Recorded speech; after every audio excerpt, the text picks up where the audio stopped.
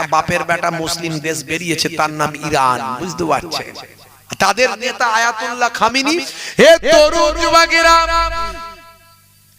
বন্ধুরা আমার শুনেন, আল্লাহ ওয়ালা হয়ে যান। যদি বাঁচতে চান, পৃথিবীর চারিদিকে অশান্তি লেগে গেছে, যে কোনো সময় তৃতীয় বিশ্বযুদ্ধ শুরু হতে পারে। 1450 বছর আগে দয়ার নবী বলেছেন, ভাই আমার বিশ্বযুদ্ধ শুরু, মালহামা শুরু হবে। বিশেষজ্ঞরা বলছেন সেই মালহামার অন্য কিছু নয়, সেটা হলো তৃতীয় বিশ্বযুদ্ধ। এই তৃতীয় বিশ্বযুদ্ধ যেটা হবে, এটা সাধারণ কোনো যুদ্ধ হবে না, এটা হলো পরমাণু বোমার যুদ্ধ হবে। বন্ধুরা আমার ভালো করে ভাবুন, হে যুবকেরা, হে আমার মুরব্বিয়ানেরা, শুনে রেখে দিন বাবা, জেনে রেখে দেন মুসলমান, যে সিচুয়েশন তৈরি হয়েছে 1450 বছর আগে, আল্লাহর নবী বলছেন কিয়ামতের আলামত গুলো নবী আমার সব জানিয়েছেন। কিয়ামতের আলামত গুলোর মধ্যে অনেক আলামত মিলে গিয়েছে, অনেক আলামত বাস্তবায়িত হয়ে গিয়েছে। ঘরে ঘরে গান বাজনা ঢুকে যাবে, আপনার ঘরে ঘরে তো দূরের কথা, মোবাইলে ঢুকে গেছে, পকেটে পকেটে। সুদ ঘরে ঘরে চলে যাবে, সুদের ব্যবসা এখন ঘরে ঘরে ঢুকে গেছে। হে তরুণ যুবকেরা, আজ থেকে বহু বছর আগে, কিছু কম বেশি 1995 সালে, কম বেশি 1995 সালে পৃথিবী বিখ্যাত একজন জ্যোতিষী, ভাইরা আমার, তার নাম হলো বাবা ভাঙা, একজন মহিলা। বাল্যকালে তিনি একটা ঝড়ঝটিকার মধ্যে পড়ে গিয়ে চোখ দুটোকে হারিয়েছিলেন। হতে পারে আল্লাহ তাকে কিছু ভাই আমার হয়তো তার মুখ থেকে বলিয়ে দেন।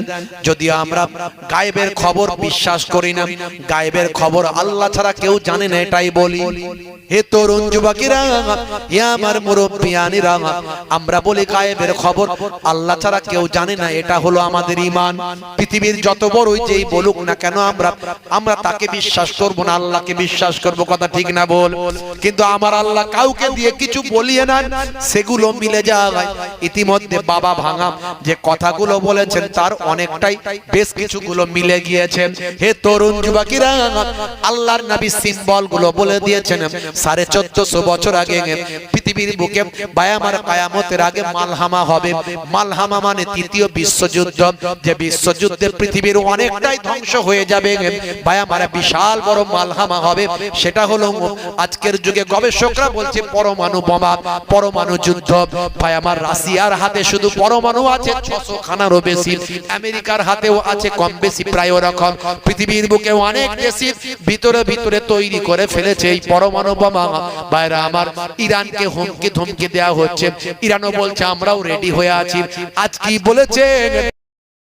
আজকে হুমকি দিয়ে বলেছে ট্রিগারে আমরা হাত দিয়ে রেখেছি, যে কোনো সময় মেশিন আমরা চালিয়ে দেব। এতদিন করছিল ভাই আমার, মুসলিম দেশগুলো শুধু জি হুজুর করছিল। একটা বাপের বেটা মুসলিম দেশ বেরিয়েছে, তার নাম ইরান। বুঝতে পারছেন? হ্যাঁ, হয় মরবো না হলে মারবো, ঠেলা সামলাও। বুঝতে পারছেন? আর দাদাগিরি চলছে না। ভাইরা আমার, তরুণ যুবকেরা আমার, তাই তারা অন্য আবার পলিসি তৈরি করেছে। আমাদের মাঝখানে বিভিন্ন মিডিয়া দিয়ে, আমাদের লোকজন দিয়ে মুসলিমদের মাঝখানে প্রচার করছে ওটা শিয়া, ওটা শিয়া। আরে শিয়া হলেও তো মুসলিম রে ভাই, শিয়াও মুসলিম। শিয়াদের 12টা ভাগ আছে। যারা আমার নবীকে মানে, আল্লাহকে মানে, সেটা আমার কলেমার ভাই। তাদের নেতা আয়াতুল্লাহ খামিনি, সে সারা বিশ্বের সুন্নি এবং শিয়া সব মুসলমানকে ঐক্যবদ্ধ হওয়ার কথা বলেছে। জোরে বলুন সুবহানাল্লাহ। আর আমাদেরকে কিছু ভাইকে দিয়ে চক্রান্ত করে একটা মুসলিম দেশ ক্ষমতায় এগিয়েছে, তাকে রুখে দেওয়ার চক্রান্ত করছে। এটাও কিন্তু ষড়যন্ত্র। বুঝতে পারছে ভাইরা আমার, তরুণ যুবকেরা আমার, জালেমদের ষড়যন্ত্রগুলো বুঝতে হবে, জালেমদের ষড়যন্ত্রগুলো বুঝতে হবে। আমরা বুঝি না। তারা প্রথমে পয়েন্ট এ খেলে, মানে 10 নাম্বার এ, সেই এক নাম্বার তাসে যদি না হয় তাদের আবার সূত্র তৈরি করা থাকে, পয়েন্ট নাম্বার 2 মারবো আমরা, এটাতে কাজ হয় কিনা দেখি, যাতে করে বিচ্ছিন্ন করা যায়। আমরা মানুষের কথা বলবো, ভাতৃত্বের কথা বলবো, বন্ধুত্বের কথা বলবো, শান্তির কথা বলবো। মুসলমান, হে তরুণ যুবকেরা, হে আমার বন্ধুরা, হে আমার মুরব্বিয়ানেরা, সেই ইরান কিন্তু আমাদের ভারতের আবার বন্ধু। ভারতের সঙ্গে সম্পর্ক ভালো, আলহামদুলিল্লাহ। যদি বলেন আলহামদুলিল্লাহ, ভারতের সঙ্গে সম্পর্ক ভালো, বুঝতে পারছেন। বরং বর্তমানে ভারত আমাদের দেশ কিন্তু একটা শক্তপোক্ত জায়গার মধ্যে গেছে, এটা আমরা গর্বিত। আমরা আই লাভ মাই ইন্ডিয়া, আমরা আমাদের দেশের জন্য গর্ববোধ করি। আমাদের দেশ শক্তিশালী জায়গায় গেছে, শক্তপোক্ত জায়গায় গেছে, শক্তিশালী ভূমিকা পালন করছে। ভাইরা আমার, কোন শত্রু চোখ রাঙানিকে পরোয়া করে না আমাদের দেশ। হে তরুণ যুবকেরা, হে আমার বন্ধুরা, হে আমার মুরব্বিয়ানেরা, সেই বাবা ভাঙা কি বলেছে শুনুন। সালটা হলো কম বেশি 1995 সাল। তিনি বহুদিন আগে মারা গেছেন। মারা যাওয়ার আগে এই বাবা ভাঙা বলে গেছেন 2030 সালে পৃথিবী ধ্বংস হতে পারে। তার মানে ওই মালহামা শুরু হতে পারে, তৃতীয় বিশ্বযুদ্ধ শুরু হতে পারে। এই ইঙ্গিত কিন্তু বাবা ভাঙা দিয়েছে। আর বাবা ভাঙার অনেক কথা মিলে গেছে, আল্লাহ হয়তো মিলিয়ে দিয়েছেন। তারপরে আমরা বলবো কোন জ্যোতিষীর কথা বিশ্বাস আমরা করি না, কারণ আমাদের ঈমান হলো আল্লাহর উপর। গায়েবের খবর আল্লাহ ছাড়া কেউ জানে না, এটা আমরা বিশ্বাস করি। ভাইরা আমার, তরুণ যুবকেরা আমার, সেই প্রেক্ষাপট কিন্তু তৈরি হয়ে গেছে, এইভাবে শুরু হয়ে গেছে। আজকে ইরান বলছে আমি ট্রিগারে আমি আগুন চেপে রেখেছি, যে কোনো সময় চালিয়ে দেব। তার মানে কি ইরানও ভিতরে ভিতরে পরমাণু বোমা তৈরি করে ফেলেছে। এত যুদ্ধ হবে পরমাণু বোমার যুদ্ধ, আর ছোটখাটো যুদ্ধ হবে না, বুঝতে পারছেন। ওই একটাতেই একটা শহর শেষ। এর আগে মনে আছে 1945 সালে হিরোশিমা নাগাসাকি দুটো পরমাণু দু জায়গায় পড়েছিল, দুটো শহর শেষ, দুটো শহর শেষ। তাহলে 1945 সাল, আজকে প্রায় কম বেশি 100 বছর পর। আজকে 2025 সাল, মানে প্রায় 70, 80, 90 বছর পর। তা আজকে তাহলে সেই পরমাণু বোমা কত শক্তিশালী ভাবছেন? সেদিন যা হয়েছিল তার আজকে কি হতে পারে? আমরা কিন্তু একেবারে মৃত্যুর দোরগোড়ায় আছি, মালহামার দোরগোড়ায় আছি। এরপরেও যদি আমরা আল্লাহ ভুলে যাই, নবী ভুলে যাই, কখন যে কি হবে আমরা জানি না। কোনদিন সকালবেলা দেখবেন যুদ্ধ শুরু হয়ে গেছে, ঘুম থেকে উঠবেন ফজরের পরে, সকালবেলা উঠে দেখবেন লড়াই শুরু হয়ে গেছে, যে কোনো সময়। আজও সময় আছে আপনার হাতে, এখনো ঈমানকে বাঁচানোর, একটু আমল করার মতো সময় আছে। আজকের এই পাক মাহফিলে আপনাকে আমি বলে যাই যে আজ থেকে প্রতিজ্ঞা করুন, নামাজটা ছাড়বেন না, নামাজটা ছাড়বেন না। 82 বার আল্লাহ নামাজের কথা বলেছেন। নামাজ যদি আপনি পড়েন, আপনি অন্যান্য পাপ অন্যায় থেকে আল্লাহ আপনাকে বাঁচিয়ে দেবেন। জোরে বলুন সুবহানাল্লাহ। হে তরুণ যুবকেরা, হে আমার বন্ধুরা, হে আমার মুরব্বিয়ানেরা, শুনে রেখে দিন বাবা। বহু বছর আগে, বেশ কিছু বছর আগে, পৃথিবী বিখ্যাত একটা জাহাজ, সেই জাহাজটার নাম হলো গ্লোরি জাহাজ। এই গ্লোরি জাহাজটা প্রশান্ত মহাসাগরের উপর দিয়ে যাচ্ছে। এই জাহাজের সুবিধাটা অনেকটা টাইটানিক জাহাজের মতো। আপনারা জানেন টাইটানিক জাহাজ বহু বছর আগে তৈরি করা হয়েছিল। হে তরুণ যুবকেরা, টাইটানিক জাহাজ নিয়ে অনেক কবিতা হয়েছে, অনেক চিত্রনাট্য হয়েছে, অনেক রকম কাব্য রচনা হয়েছে, অনেক গল্প হয়েছে, অনেক তথ্যচিত্র তৈরি করা হয়েছে, অনেক ছবি তৈরি করা হয়েছে, অনেক ভিডিও ফুটেজ তৈরি করা হয়েছে টাইটানিক জাহাজ নিয়ে। যে টাইটানিক জাহাজের মালিক বলেছিল, পৃথিবীর কোনো শক্তি নাই, সমুদ্রের কোনো ক্ষমতা নাই যে আমার জাহাজকে ধ্বংস করতে পারে। এইরকম জাহাজ পৃথিবীর বুকে বিরল। হে তরুণ যুবকেরা, টাইটানিক জাহাজের মালিক গর্ব করে বলেছিল, মহান গডেরও ক্ষমতা নাই আমার জাহাজকে ধ্বংস করতে পারে, মহান প্রভুরও ক্ষমতা নাই আমার জাহাজকে ধ্বংস করতে পারে। সে টাইটানিক জাহাজটা আপনারা জানেন বিশাল শক্তিশালী জাহাজ, সে টাইটানিক জাহাজটা আপনারা জানেন বিশাল শক্তিশালী জাহাজ ছিল, বিশাল বিনোদনের জাহাজ ছিল। জাহাজের ভিতরে এমন কোন সুবিধা ছিল না যে নাই, সেই সব সুবিধা নিয়ে জাহাজ চলতে শুরু করেছিল। পথের মধ্যে বরফের পাহাড়ে ধাক্কা মেরে টাইটানিক জাহাজ চূর্ণ বিচূর্ণ হয়ে গিয়েছিল। আমার আল্লাহ তার সমস্ত অহংকারকে খর্ব করেছিল, সমস্ত অহংকার ধূলিসাৎ করে দিয়েছিলেন। হে তরুণ যুবকেরা, হে আমার বন্ধুরা, সেই জাহাজ আজও সমুদ্রের তলায় পড়ে আছে। আজকে শত শত ভাই আমার বছরের পর বছর, দশকের পর দশক ধরে আজকে সেই জাহাজ সমুদ্রের তলায় পড়ে আছে। সেই জাহাজ সাবমেরিনে করে দেখতে যায়, পৃথিবীর মানুষ সেই ধ্বংসাবশেষটা দেখতে যায়।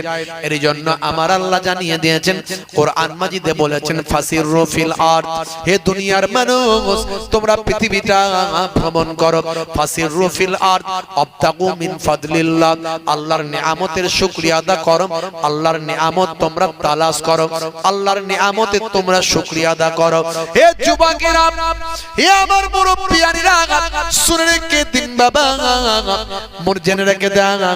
হে মুসলমান, আমার আল্লাহ বলেছেন ফাসিরু ফিল আরদ, তোমরা সায়র করো, ভ্রমণ করো জমিনটা, চারিদিকে ঘুরে দেখো কেমন ভাবে জালেমরা ধ্বংসপ্রাপ্ত হয়েছে, জালেমদেরকে কিভাবে ধ্বংসপ্রাপ্ত করা হয়েছে তোমরা দেখো। ভাই আমার টাইটানিক জাহাজটা আজও মানুষ দেখতে যায়।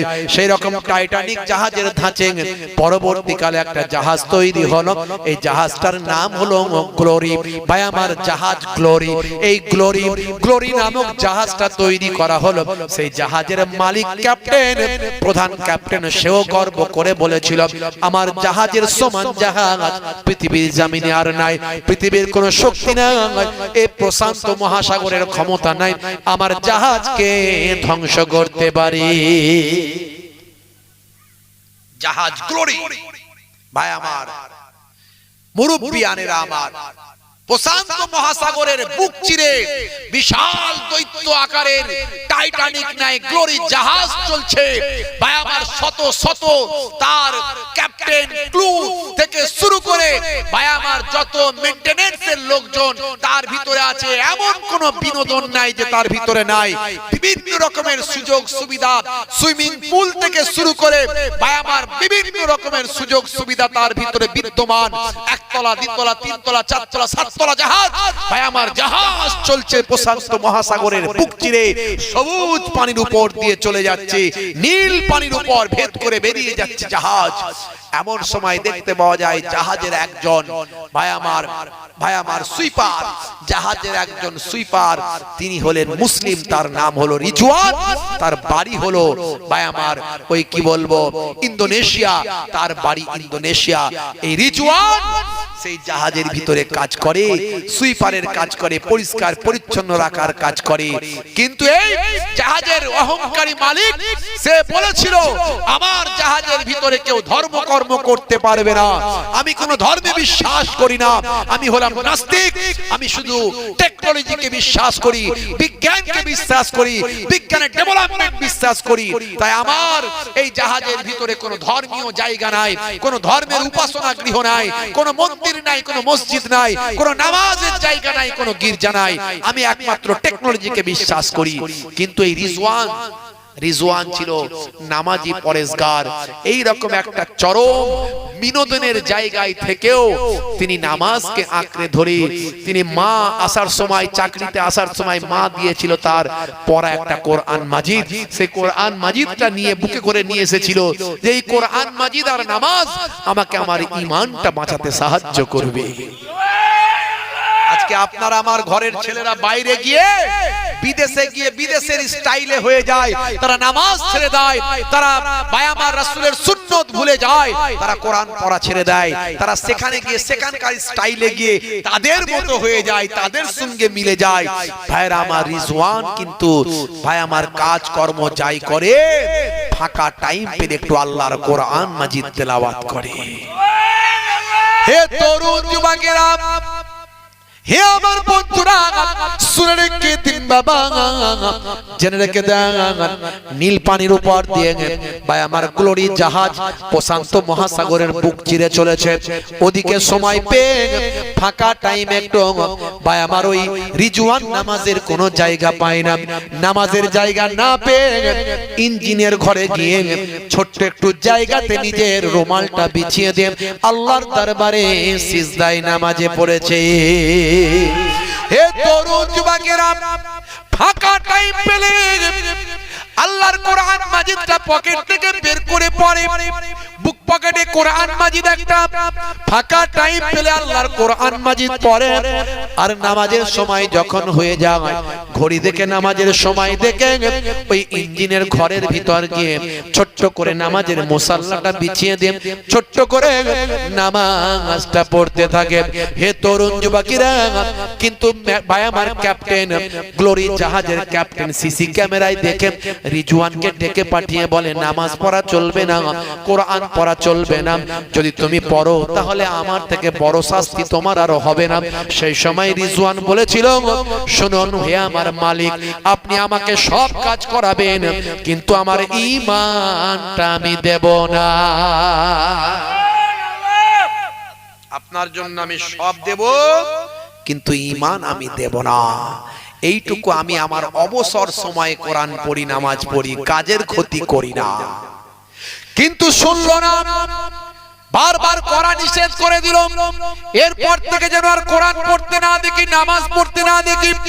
হে তরুণ যুবকেরা, হে আমার মুরব্বিয়ানেরা, আর একদিন যখন রিজওয়ান তার কাজটা ফাঁকা করে রাতের বেলা এশার নামাজটা পড়ে নিয়ে কাজ থেকে বিশ্রাম নিয়ে একটু আড়াল করে চুপি চুপি আল্লাহর কোরআন মাজিদটা অন্তর থেকে যখন তেলাওয়াত করে, ওই জালেম ক্যাপ্টেন সিসি ক্যামেরায় দেখে নিয়ে তাড়াতাড়ি সেখানে এসে রিজওয়ানের বুক থেকে কোরআন মাজিদটা কেড়ে নিয়ে সমুদ্রের বুকেতে ফেলে দিয়ে বলে, এই নাও, তোমার কোরআনের কোনো ক্ষমতা নাই, তোমার কোরআন তোমাকে বাঁচাতে পারবে না, তোমার কোরআনকে বাঁচাতে পারবে না, কোরআন নিজেকে বাঁচাতে পারবে না, তোমাকে বাঁচাতে পারবে না। দেখো আমি তোমার কোরআনটা এই প্রশান্ত মহাসাগরে ছুঁড়ে ফেলে দিলাম। হে তরুণ যুবকেরা, হে আমার বন্ধুরা, শুনে রেখে দিন বাবা, জেনে রেখে দেন, এমন সময় রিজওয়ান সহ্য করতে পারল না, ঝরঝর করে কাঁদে, থরথর করে কাঁদে, সঙ্গে সঙ্গে সিজদায় পড়ে গিয়ে আল্লাহর দরবারে বলে, আল্লাহ, আমার আল্লাহ, তুমি আমাকে ক্ষমা করে দাও, এ জালেম তোমাকে চেনে না, তোমাকে বোঝে না, তুমি এর বদলা দাও, এ আল্লাহ, এ আল্লাহ, আমাকে তুমি ক্ষমা করে দাও। বলার সঙ্গে সঙ্গে হে তরুণ যুবকেরা, প্রশান্ত মহাসাগর উথাল পাতাল শুরু হলো। প্রশান্ত মহাসাগরের পানি যেন ভাই আমার একতাল গাছ উঠতে লাগলো। প্রশান্ত মহাসাগরের পানি যেন আর স্থির থাকলো না ভাই আমার, এমন পানির ঢেউ আসতে লাগলো, জাহাজ এবার ডুবে যাবে। জাহাজ এমাথা ওমাথা করছে, জাহাজের সমস্ত কানেকশন, সমস্ত লাইন সব ডিসকানেক্ট হয়ে গেল, সব উড়ে গেল। পানির ভিতর ঘূর্ণিঝড় শুরু হলো ভাই আমার, জাহাজ এবার তলিয়ে যাবে। ভাই আমার আল্লাহর গোলাম সিজদায় পড়ে আছে, রিজওয়ান সিজদায় পড়ে ঝরঝর ঝরঝর করে কাঁদে।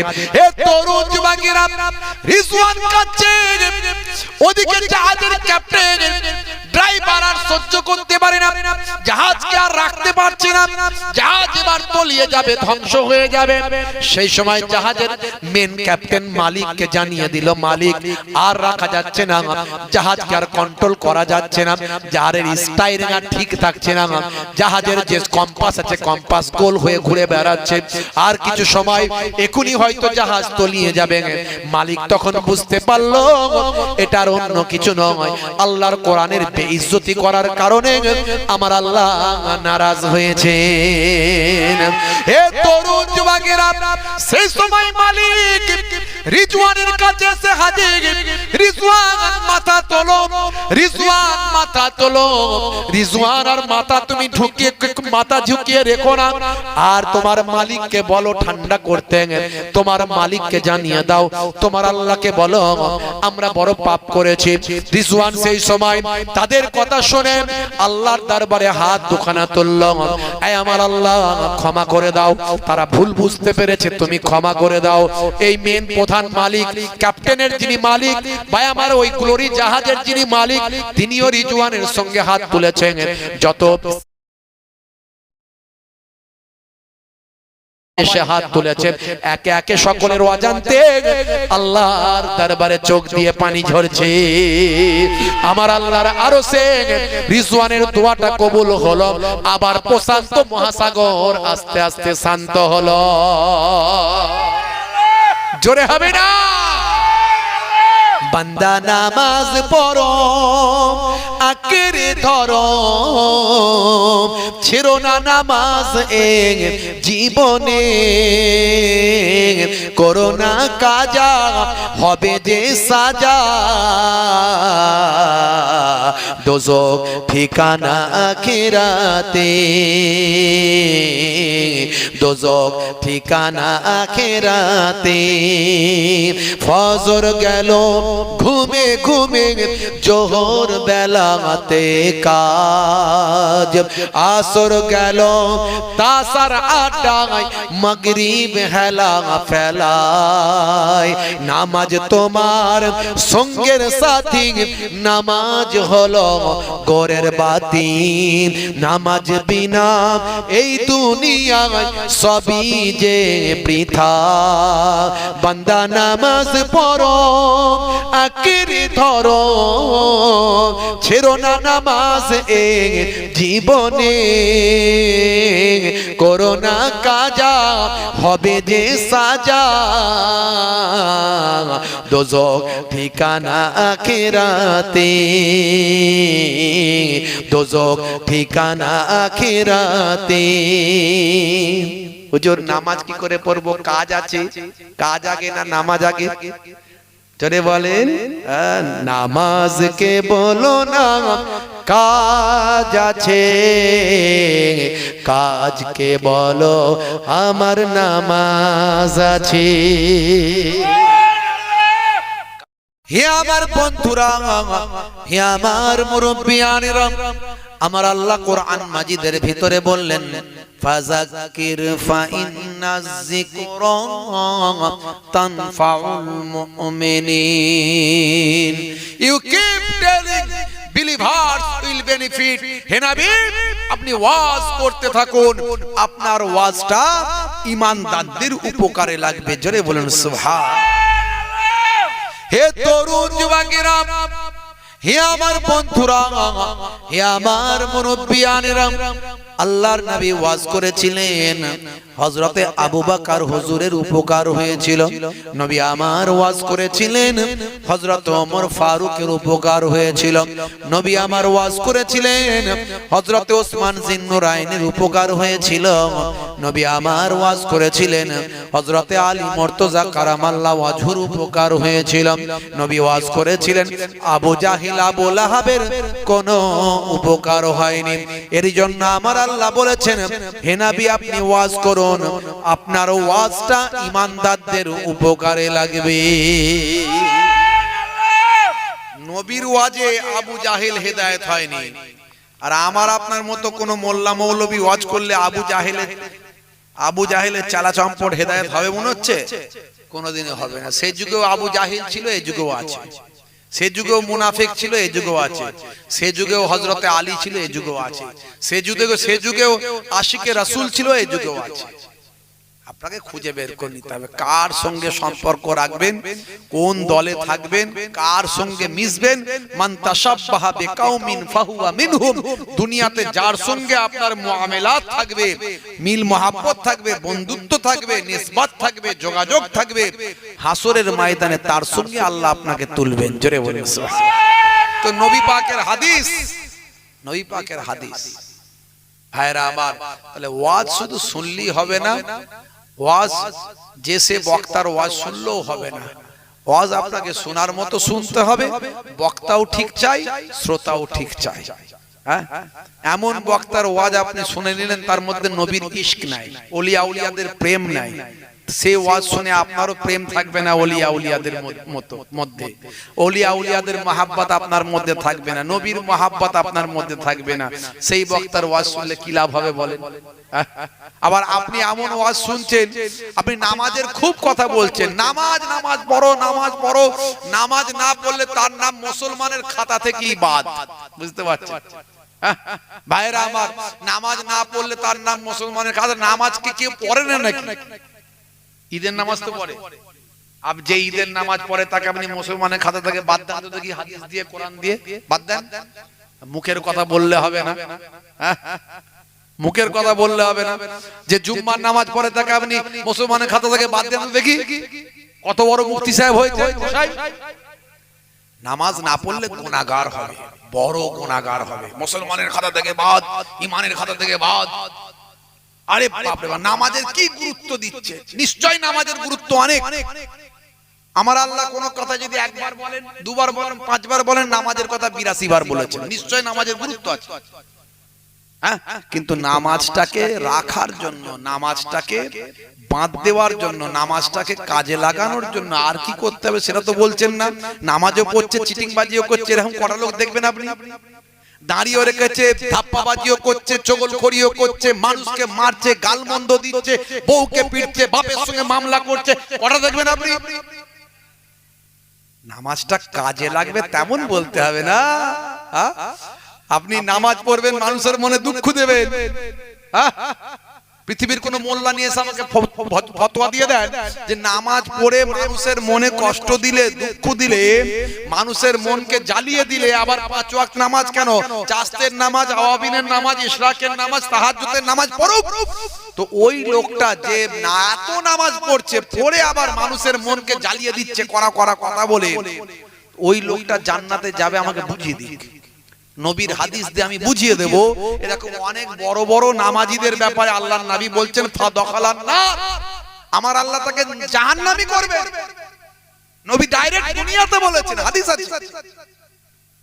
তার নামাজটা কাজে লাগতে হবে বাপ।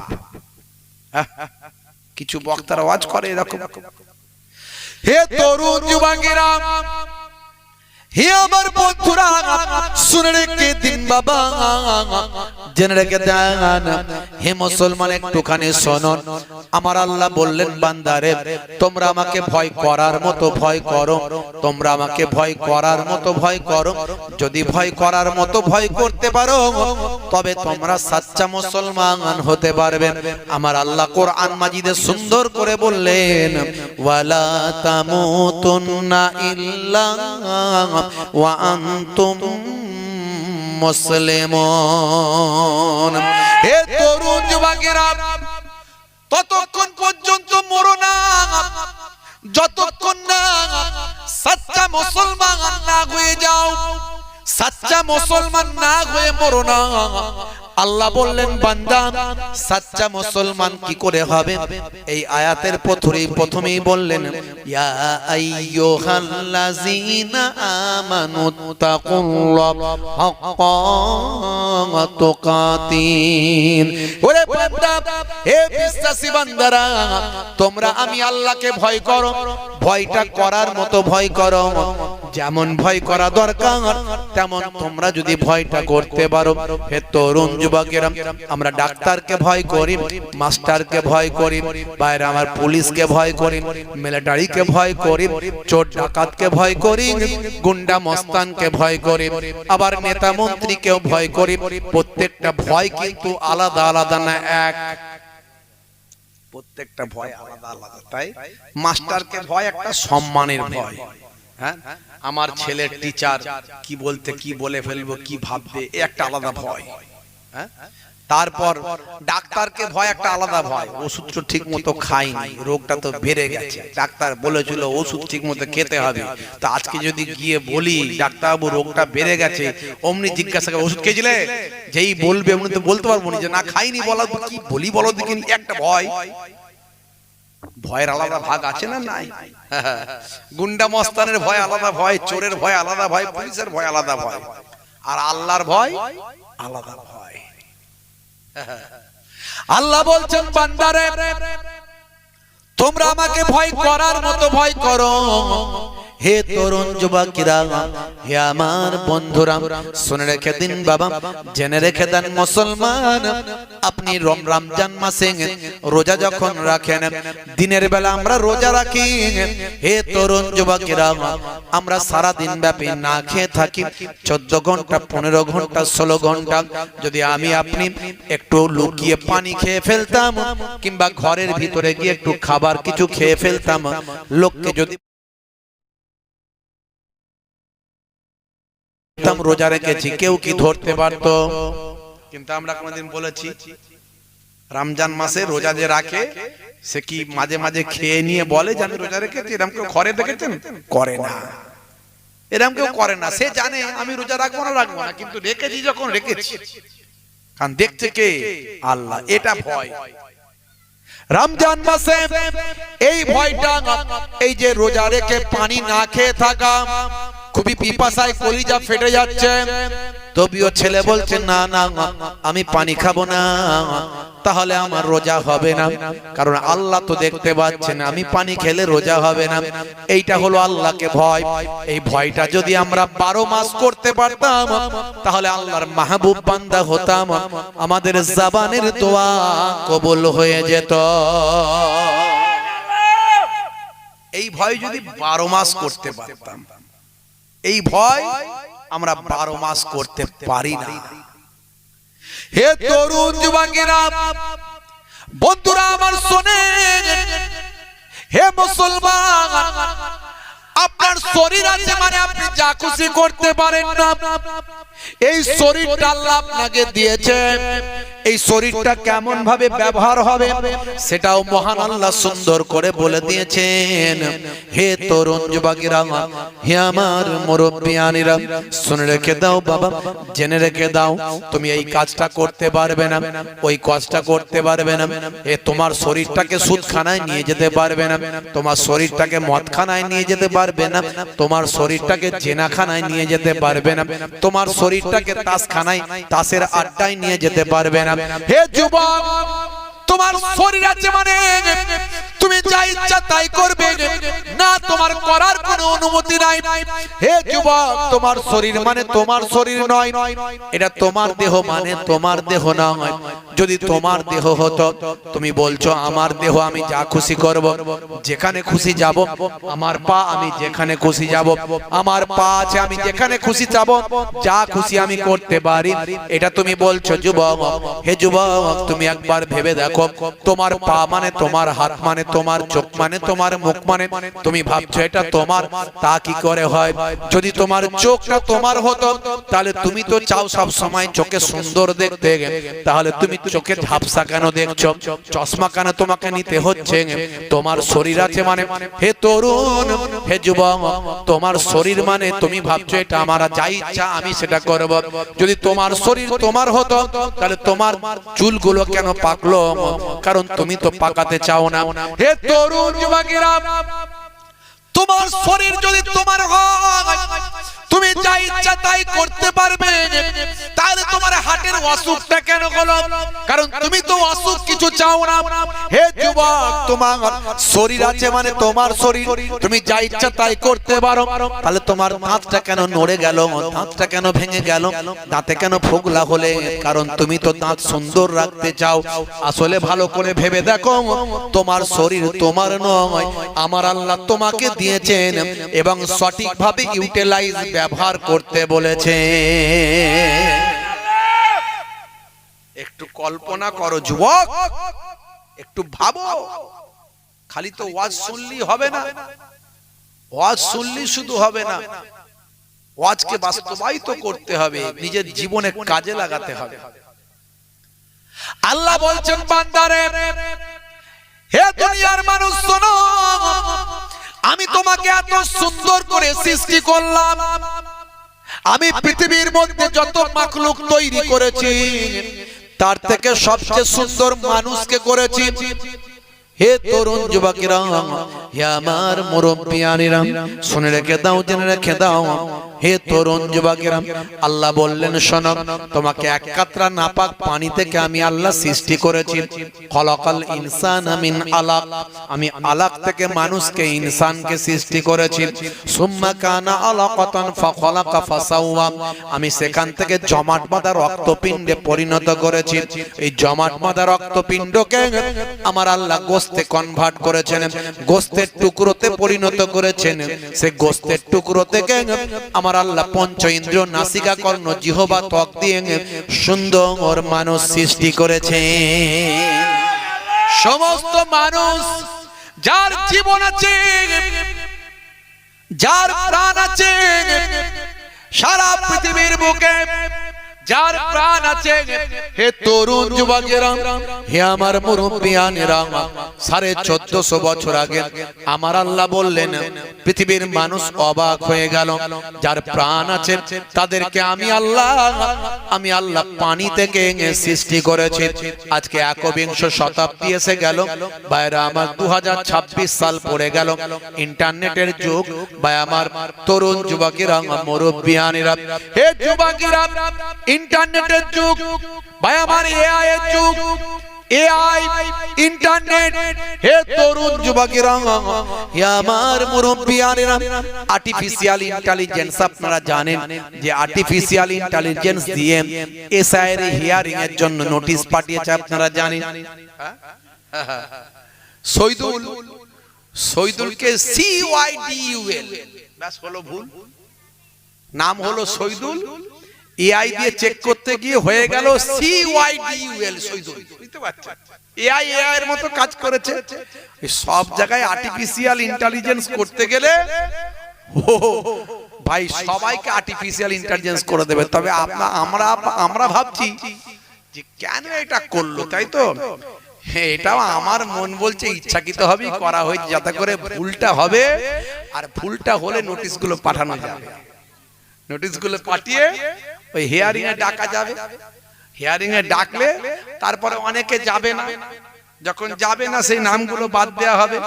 অনেকে ভুলভাল কাগজ নিয়ে যাবে, সেগুলো বাদ দেওয়া হবে।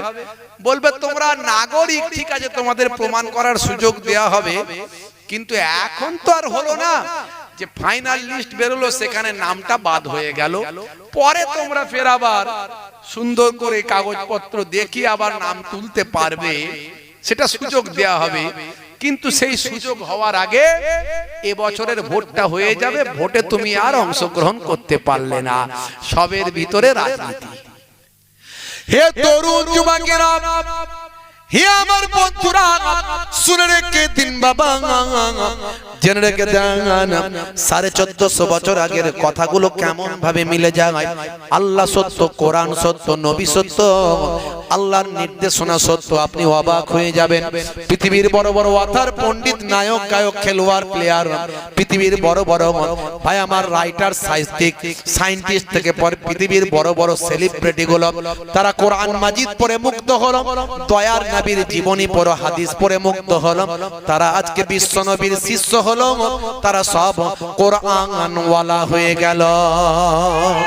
হে তরুণ যুবকেরা, হে আমার বন্ধুরা, হে আমার মুরব্বিয়ানেরা, শুনুন, 1450 বছর আগে আমার আল্লাহ যা বললেন, আজকের বিজ্ঞানের ভাই আমার বিজ্ঞানের তথ্যে মিলে যায়।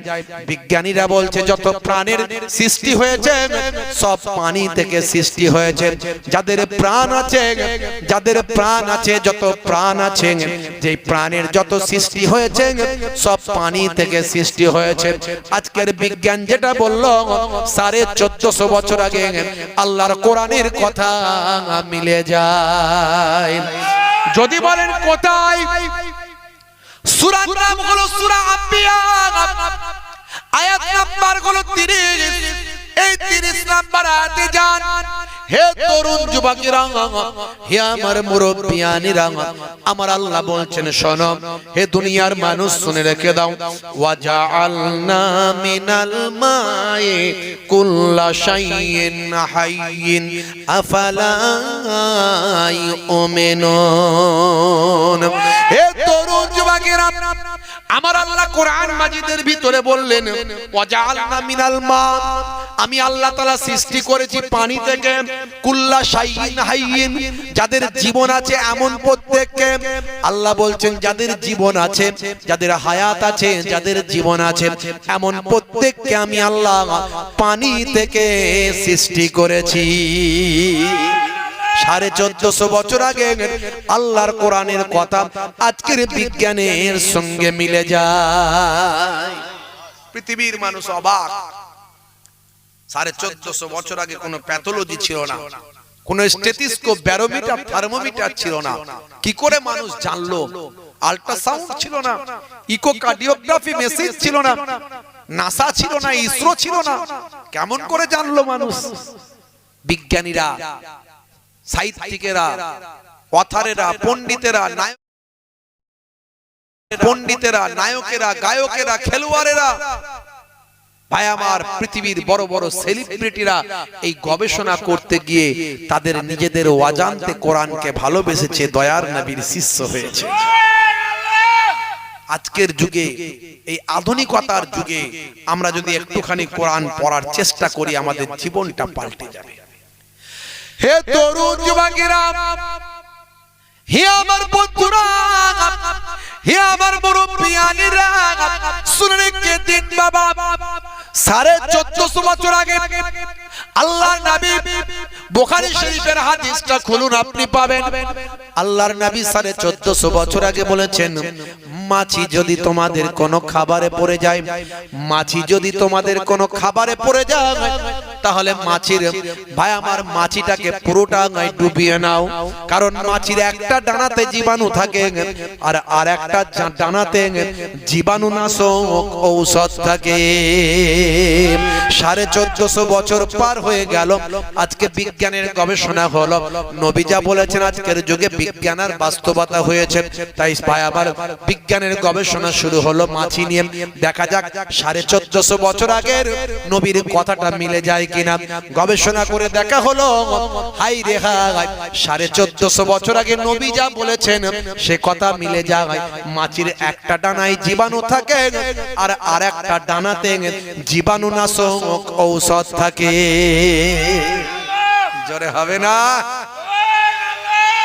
এরকম উদাহরণ যদি দিতে শুরু করি, অন্তত গোটা 50টা আমার জানা আছে, শুধু আমার জানা। এরকম তো আরো কত যে আছে তার ঠিক নাই। যত বিজ্ঞানের ডেভেলপমেন্ট বাড়বে তত কোরআন মাজিদ আমাদের কাছে আরো প্রাসঙ্গিক হয়ে যাবে। জোরে বলুন সুবহানাল্লাহ।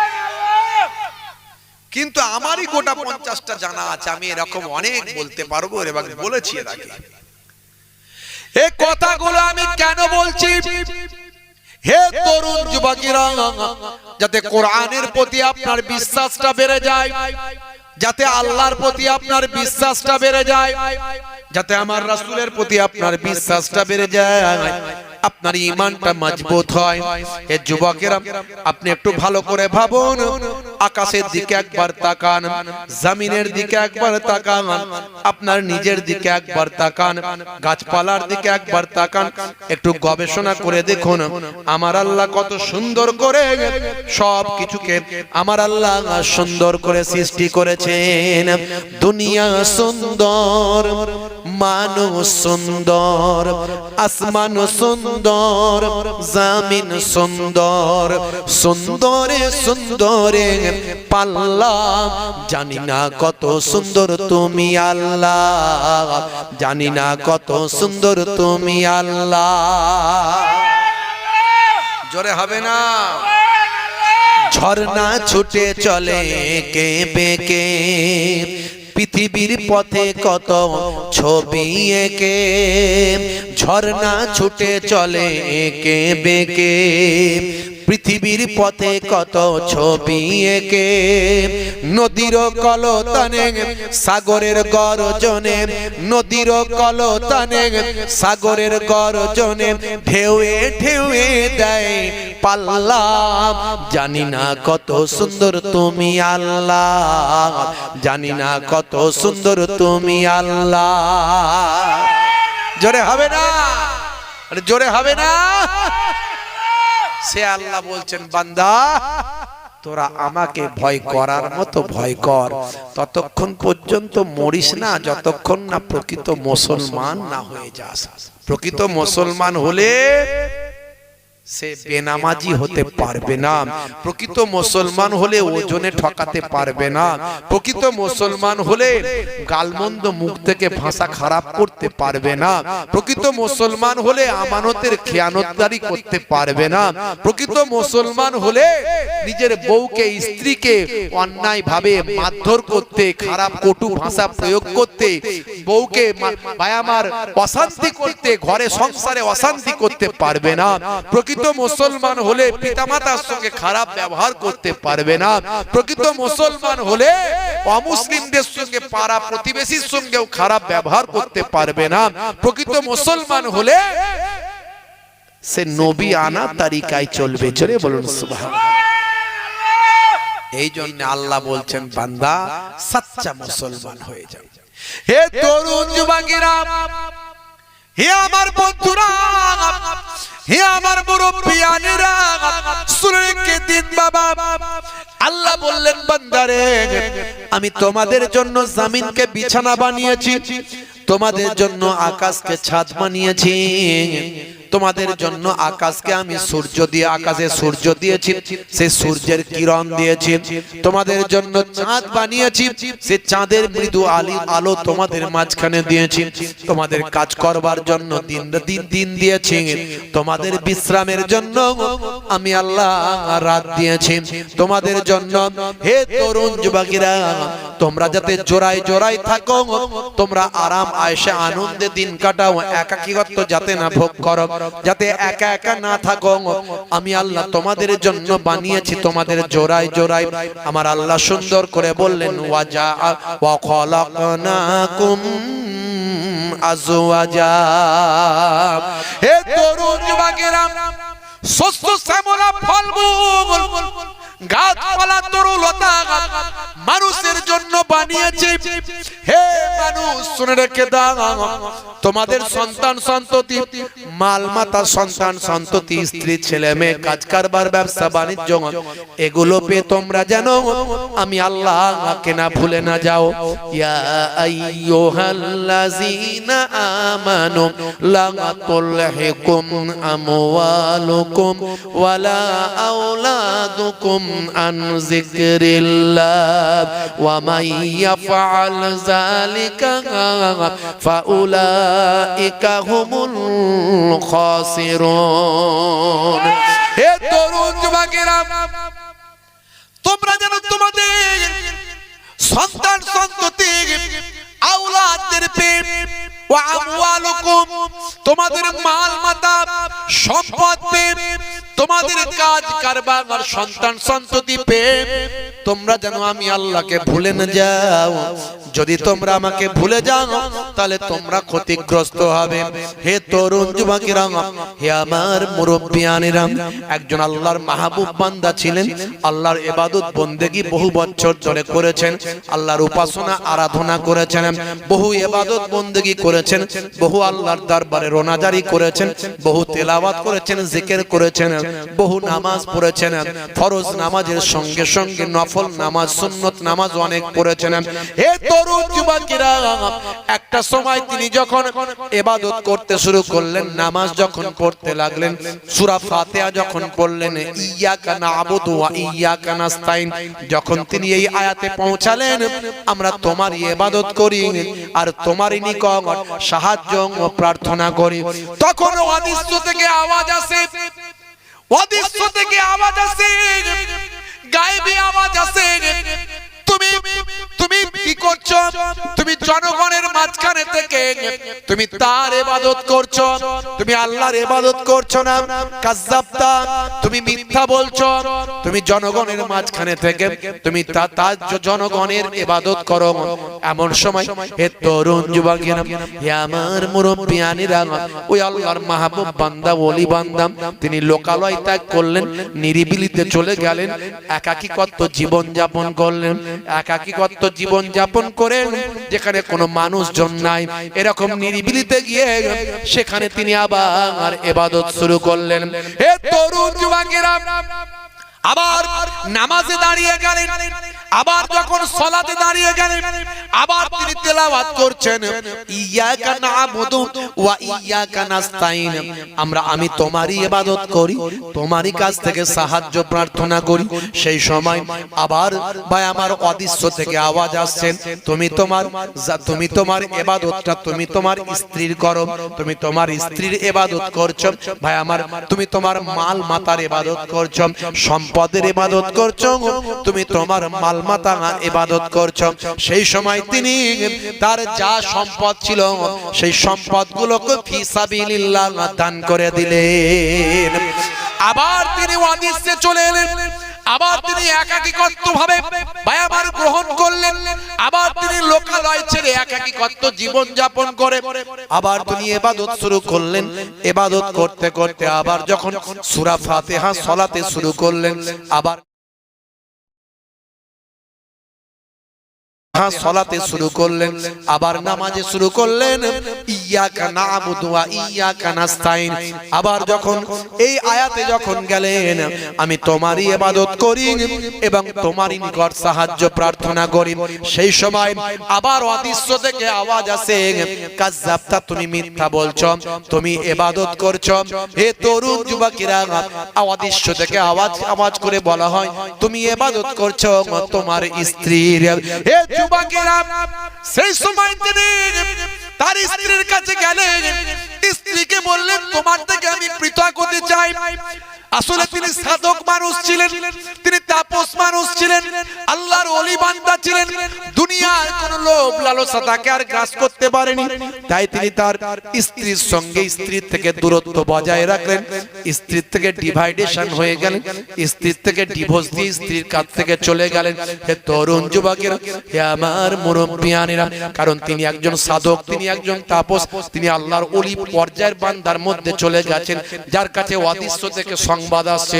হে যুবকেরা, হে আমার বন্ধুরা, এবার আবার তিনি ওই একাকিত্ব গ্রহণ করে আবার ইবাদত শুরু করেন। আবার ইবাদত যখন শুরু করলেন, আবার যখন নামাজটা শুরু করলেন, সূরা ফাতিহা যখন আবার পড়লেন, আবার পড়ছেন ইয়াকা না'বুদু ওয়া ইয়াকা নাস্তাইন, তখন আবার অদৃশ্য থেকে আওয়াজ আসছে, কাজ্জাবতা, তুমি ইবাদত করছো তোমার পোশাকের, তোমার অতিরিক্ত অনেক পোশাক আছে, সেই পোশাকগুলোকে তুমি ভালোবাসো, তুমি সেই পোশাকগুলোর ইবাদত করছো। ভাইরা আমার, তার যে পোশাক পরিচ্ছদগুলো ছিল, যে কটা তার প্রয়োজনীয়, সেই কয়েকটা বাদ দিয়ে বাকি সব তিনি সাদকা করলেন, দান করলেন। এরপরে তিনি আবার একাকিত্ব গ্রহণ করলেন, আবার তিনি অদৃশ্যে ভাই আমার ওই সমস্ত লোকালয় ছেড়ে একাকিত্ব গ্রহণ করে আবার সালাতে দাঁড়িয়ে গেলেন, আবার নামাজ শুরু করলেন, ইয়াকা না'বুদু ওয়া ইয়াকা নাস্তাইন। এবার ভাই আমার তার কাছে আওয়াজ আসছে, সাদ্দাকতা, সাদ্দাকতা, তুমি এবার সত্য বলেছো। ভাইরা আমার, তরুণ যুবকেরা আমার, এগুলো আল্লাহর ওলিদের ব্যাপার, এগুলো তো এই পর্যায়ে তো আমরা যেতে পারবো না, এই পর্যায়ে যাওয়া সহজ ব্যাপার নয়। এগুলো অতীতের সব ঘটনা, ওলিয়া উলিয়াদের ঘটনা। কিন্তু ওলিয়া উলিয়া তারা কতটা ত্যাগ স্বীকার করেছে, আমরা সামান্য ত্যাগ স্বীকার করতে পারি না। লিল্লাহি, আল্লাহর জন্য সামান্য কিছু করতে পারি না। আল্লাহ বলছেন, এত কিছু তোমাকে দান করলাম, হে যুবক, তুমি কাজ কারবার ব্যবসা বাণিজ্য নিয়ে আমি আল্লাহর ইবাদতটা ভুলে গেলে বান্দা, বিপদে পড়লে তোমাকে কে সাহায্য করে? আমাদের কে আছে বলে? যাকে আমরা নেতা বলে মনে করি, ভোট দিয়ে নেতা বানিয়েছি, আজকে এসআইআর এর লাইন যখন দিচ্ছি, হই হই হই হই চলছে, এত লাঞ্ছনা বঞ্চনা, কত কষ্ট, তখন সেই নেতাদের কাউকে দেখা যাচ্ছে না। কোন নেতা হয়তো ভালো মানুষ, তারা একটু সহযোগিতার চেষ্টা করছে, কিন্তু ম্যাক্সিমাম দেখা যাচ্ছে না। কে আপনার বিপদে পাশে পাবেন? কাকে বিপদে পাবেন? কে আছে বিপদে? এই আমাদের মতো কিছু মোল্লা মৌলবী হুজুর, যারা আমরা কওমকে ভালোবাসি, আমার কওমের কষ্ট হলে, বিপদে পড়লে, হ্যাঁ, আমার কওমের মানুষের ক্ষতি হলে আমাদের কষ্ট হয়। শুধু কওমের নয়, মানুষ বিপদে পড়লে আমাদের কষ্ট হয়। আমরা আগে মানুষের কথা ভাবি। তার সবচেয়ে বেশি আমার মুসলিম ভাই, আমার মানুষ তো, তারপরে তো মুসলিম ভাই, সে বেশি বিপদে পড়ছে, তাদেরকে বিপদে ফেলা হচ্ছে, চক্রান্ত করা হচ্ছে। বিভিন্ন জায়গায় তাদের উপর অত্যাচার চলছে। আমাদের বেশি কষ্ট হয়, আমরা মানুষের কথা বলি। এর আগে আমরা দীপু দাসের নিয়েও প্রতিবাদ করেছি। ইন্টারনেট সার্চ করুন, দেখুন দীপু দাসের নিয়ে কথা বলেছি। বাংলাদেশের ওই সমস্ত মানুষদের বিরুদ্ধে আমরা বলেছি যারা সংখ্যালঘুদের নিরাপত্তা দিতে পারে না।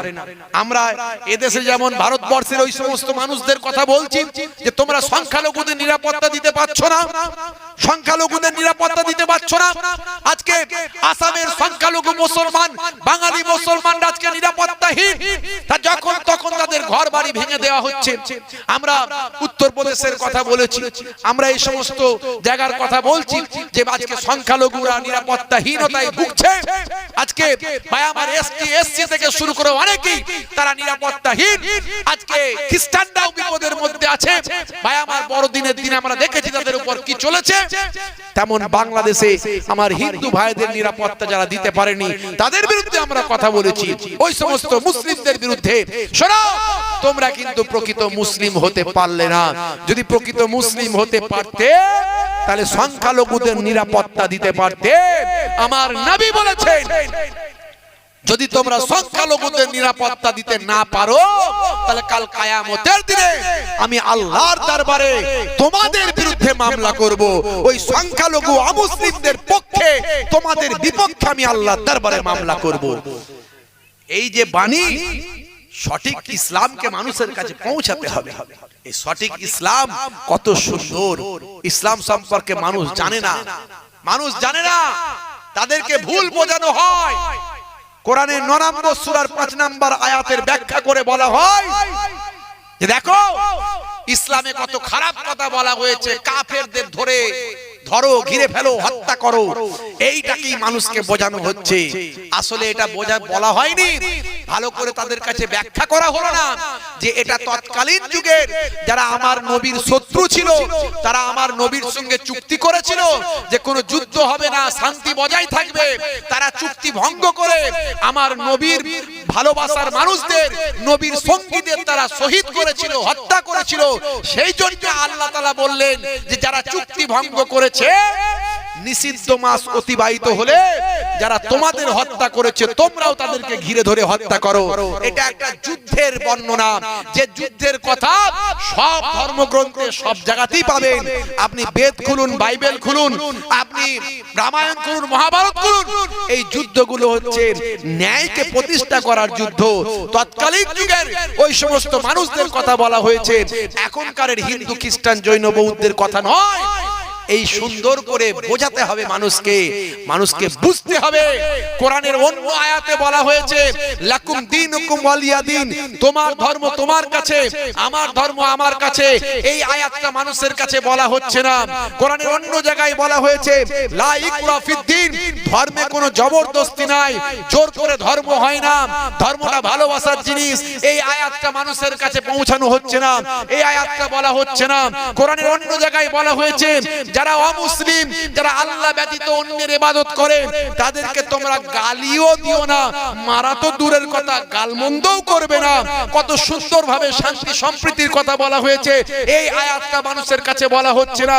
অন্য জায়গায় বলা হয়েছে কিতাব খুলুন, পেয়ে যাবেন একজন নিরীহ মানুষকে হত্যা করা মানব জাতি হত্যা করার সমান। একজন নিরীহ মানুষকে হত্যা করা, একজন নিরীহ মানুষকে রক্ষা করা মানব জাতি রক্ষা করার সমান। এই কথাগুলো, কিতাবের কথাগুলো মানুষের কাছে বলা হচ্ছে না। খালি ওই 9 নম্বর সূরার 5 নম্বর আয়াতটা বলে রাজনীতি করা হচ্ছে, বিভাজন করে ভোটের রাজনীতি, চেয়ারের রাজনীতি, মানুষ মেরে রাজনীতি করতে চায়। বুঝতে পারছেন? কিন্তু কে বলবে, কে বোঝাবে? 100টা হুজুরের ওয়াজ শুনবেন, দেখবেন 90টা হুজুর এসব ব্যাপারে কথা বলে না। আমি কি ভুল বলছি আপনারা বলেন? তাহলে মানুষের দিমাগটা খুলবে কি করে? এই ইন্টারনেট, এখন ইন্টারনেট হিন্দু, মুসলিম, খ্রিস্টান, জৈন সবাই শুনছে। তাই ইন্টারনেটের মাধ্যমে তো আমার অমুসলিম ভাইদের কাছে বার্তা দিতে হবে ইসলাম সম্পর্কে। তাদেরকে তো ভুল বোঝানো হচ্ছে। কে বোঝাবে বলুন? কে বলবে এগুলো? বড় দুঃখ লাগে। আপনাদের এগিয়ে আসতে হবে, যুব সমাজকে এগিয়ে আসতে হবে। যুবকদেরকে বেশি বেশি সোশ্যাল মিডিয়াকে কাজে লাগাতে হবে। এই সোশ্যাল মিডিয়া মোবাইল মানে শুধু গান শোনা নয়, শুধু এখানে আপনাকে ফ্রি ফায়ার খেললে হবে না, এখানে শুধু আপনাকে পাবজি চালালে হবে না, এখানে শুধু আপনাকে তাস খেললে লুডো খেললে আর এখানে গান শুনলে সিনেমা দেখলে হাস্য কৌতুক দেখলে চলবে না। পৃথিবীতে কি হচ্ছে খবর রাখো, সঠিক ইসলামকে মানুষের কাছে পৌঁছে দিয়ে শান্তি সম্প্রীতির বার্তা দাও। নানা ভাষা, নানা মত, নানা পরিধান, বিবিধের মাঝে দেখো মিলন মহান। ইসলাম কত সুন্দর ভ্রাতৃত্বের কথা বলেছে, শান্তি সম্প্রীতির কথা বলেছে।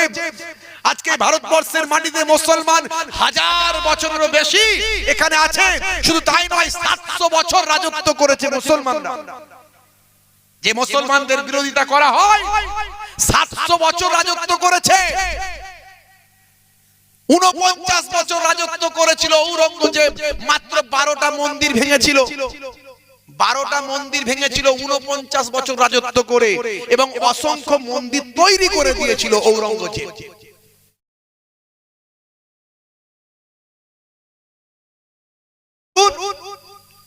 বাদশা আকবর, বাদশা শাহজাহানের সময় 22% অমুসলিম হিন্দুরা চাকরি করত রাজার রাজত্বে, বাদশার রাজত্বে চাকরি করত 22% হিন্দু সম্প্রদায়ের মানুষ, আমার ভাইরা। অথচ সেই আকবর শাহজাহানকে বলে ভালো বাদশা, আর বাদশা ঔরঙ্গজেব 32% করেছিল রাজত্ব করছে বাদশা ঔরঙ্গজেব, কিন্তু অমুসলিমদের চাকরি দিয়েছিল 32%। এখন সারা ভারতবর্ষে মুসলমানদের কত পার্সেন্ট চাকরি দেওয়া হয় সেটা আপনি বিচার করেন, আমি কিছু বলবো না।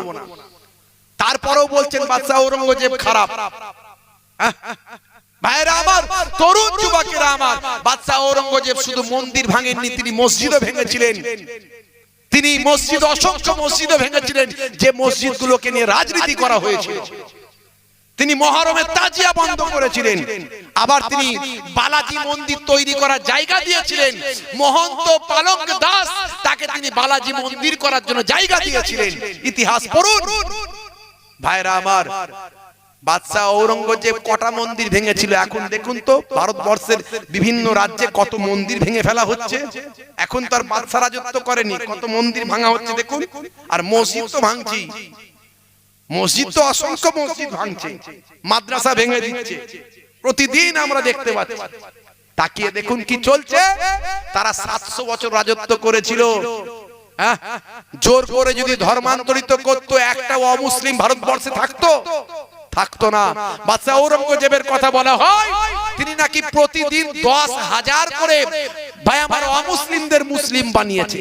প্রতিদিন যদি 10,000 করে অমুসলিমদের মুসলিম বানায়, 49 বছর রাজত্ব করেছিল, একজনও অমুসলিম থাকতো ভারতে? তাহলে আমরা ভারতবর্ষে এখন সংখ্যা গুরু না সংখ্যালঘু? কত পার্সেন্ট আমরা? ভারতবর্ষে মুসলমান হলো ভাই আমার 14%, 100 জনের 14টা। 700 বছর আমাদের রাজত্ব করেছে, তারপরেও 100 জনের 14টা। তারপরেও আমাদের বলে, কিছু জন বলে হিন্দু খাতরে মে হ্যায়, বলে না? ভারতবর্ষের প্রধানমন্ত্রী অমুসলিম হিন্দু ভাই, ভারতবর্ষের রাষ্ট্রপতি অমুসলিম হিন্দু, সারা ভারতবর্ষের প্রত্যেকটা রাজ্যের মুখ্যমন্ত্রী অমুসলিম হিন্দু, ম্যাক্সিমাম ডিএম যারা আছে, ডিস্ট্রিক্ট ম্যাজিস্ট্রেট অমুসলিম হিন্দু ভাই। তারপরেও বলে হিন্দু খাতরে মে হ্যায়। মনে রাখবেন, হিন্দুও খাতরার মধ্যে নাই, মুসলমানরাও খাতরার মধ্যে নাই, খাতরার মধ্যে আছে আমাদের দেশ। কারণ আমাদের দেশের দিকে চারিদিক থেকে বিদেশি শক্তি কিন্তু তাকিয়ে আছে। একটা বড় ধরনের কিছু সমস্যা হলে তারা কিন্তু সেটাকে ক্যাচ করবে, এটা ভাবতে হবে।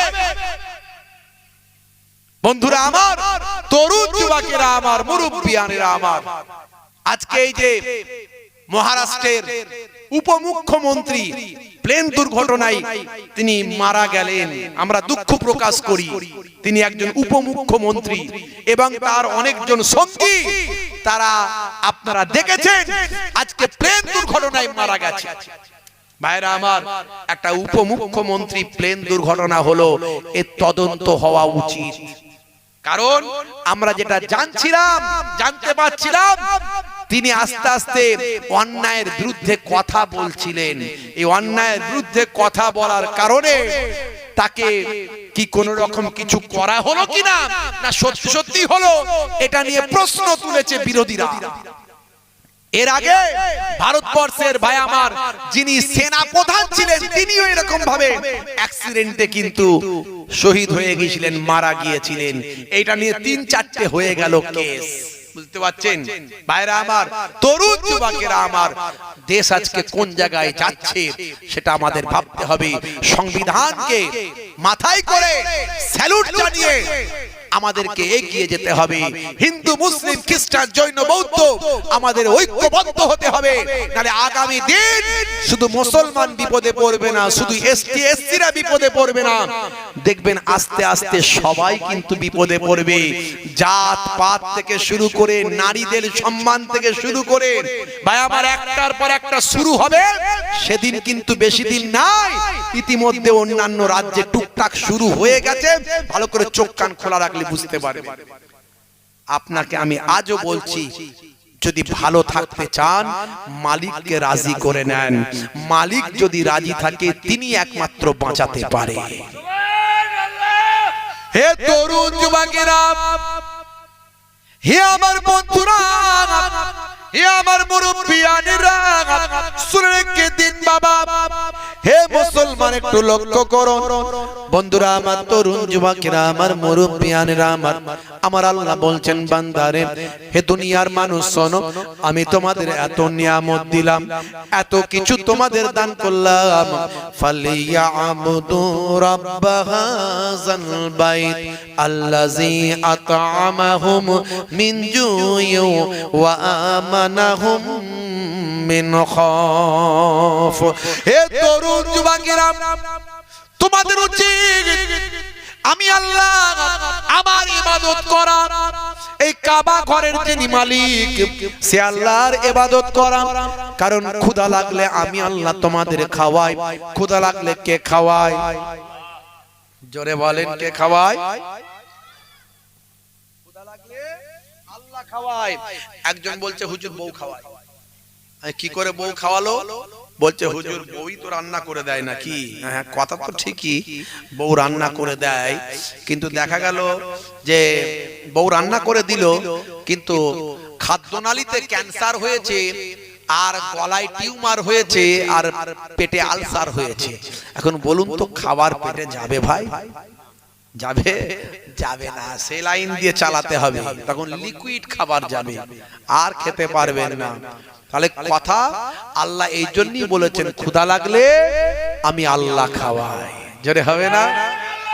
হে তরুণ যুবকেরা, আল্লাহ বলছেন বান্দারে ক্ষুধা লাগলে আমি আল্লাহ খাওয়াই।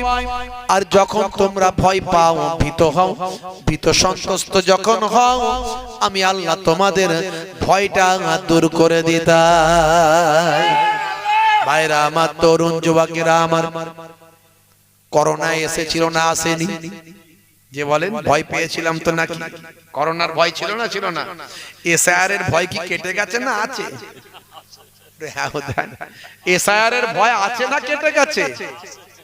ভয়ঙ্কর। বলে হুজুর যত দিন যাচ্ছে ভয় বাড়ছে। কথা ঠিক না বল? কে আমাকে যেন বললো, বলছে হুজুর আমাদের হিয়ারিং সব হয়ে গেছে, আবার ফের বলতে হবে। ঝামেলা বলুন দিন হুজুর, এই লাইন দিয়ে দিয়ে কি অবস্থা, তারপরে আবার হিয়ারিং। এসআইআর এর ভয়, ওরা যে কোনো ভাবে কাটার ধান্দায় আছে। আর ওরাও পেরেশানের মধ্যে আছে, মানে কাটতে পারছে না। যা চলছে পশ্চিমবঙ্গে, মানে সব বুঝে ফেলছি তো আমরা আগে আগে না, বুঝে ফেলে আমরা তো হুমকি ধমকি দিচ্ছি, আই করবো, সেই করেঙ্গা, এই করেঙ্গা, হাম লোক সুপ্রিম কোর্ট যায়েঙ্গা, এই করছি তো। ওরাও টেনশনে পড়ে যাচ্ছে এত কিছু করে। আরে আইন বলে তো একটা জিনিস আছে ভারতবর্ষে নাকি এখনো? এখনো তো আইন বলে একটা জিনিস আছে রে বাবু, সংবিধান আছে, একবারে সব ঝেড়ে পুঁতে ফেলে দিতে পারছে না। ওরাও টেনশনে পড়ে গেছে কোন লাইনে গেলে আইনের প্যাঁচ থেকেও বাঁচা যাবে, আবার লাইনটাও ঠিক করা যাবে। বুঝতে পারছেন? বলছে হুজুর আমাদের হিয়ারিং হয়ে গিয়েছিল, আবার ফের বলছে নাকি হবে। কি ঝামেলা বলুন দিন, সর্বনাশ করেছি। এটা আবার কি কথা বলছে? হ্যাঁ হুজুর কি সব গন্ডগোল হয়ে গেছে, ভিডিও সাসপেন্ড হয়ে গেছে, নানা রকম কেস হয়ে গেছে। হ্যাঁ হয়ে গিয়ে আবার বলছে নির্বাচন কমিশন বলছে আবার এখানে হবে নাকি, ভালো করে হয় না। কি বিপদ এখন বলেন দেখি। হায়রা আমার তরুণ যুবকেরা আমার, তাহলে টেনশন আছে না? নাই আছে, টেনশন মারাত্মক আছে। তবে ভয় পাবেন না, চিন্তা করবেন না। আমি আপনাদের বলে যাচ্ছি, একটা নাগরিককে বেনাগরিক করতে পারবে না। হয়তো আপনি ভোট দিতে পারবেন না, ইচ্ছা করে হজ গজ করে, আমি আমার ওপিনিয়নটা বলছি, আমার যেটা ধারণাটা বলছি, হজ গজ করে ইটা ওটা করে আপনি ভুল অমুক তমুক, আপনার পেপার ঠিক নাই এই নাই বলে নামটা এ করে দিল, দিয়ে ওই এরকম ধরেন বেশ বহু নাম করে দিল, দিয়ে ভোটটা করে নিল। কিন্তু আপনাকে বেনাগরিক করতে পারবে না, কারণ আপনার নাগরিক হওয়ার জন্য অনেক ডকুমেন্টস আপনার আছে। কোন ডকুমেন্টস এর বলে আপনাকে বেনাগরিক করবে সেটা প্রমাণ করতে হবে কোর্টে, না? কোর্টে প্রমাণ ছাড়া তো আপনি হবেন না। আর আপনার জন্য কোর্টে লড়ার জন্য আমরা আছি। আপনি বলবেন হুজুর আমি কোর্টে যাব কি করে? আরে আমরা তো যাব, চিন্তা করার কিচ্ছু নাই। খালি সাথ দেবেন, পেপারটা দেবেন, আমাদের সঙ্গে থাকবেন ইনশাআল্লাহ। অত সহজে আমরা ছাড়ার কথা নয়। অর্থাৎ একজনকেও বেনাগরিক করতে পারবে না ইনশাআল্লাহ। কিন্তু একটু আল্লাহকে ধরতে হবে। আল্লাহর মাদার দরকার আছে না নাই? যারে বলেন তো এখনো যদি আমরা আল্লাহকে না ধরি কবে ধরবো? এত বিপদে পড়েও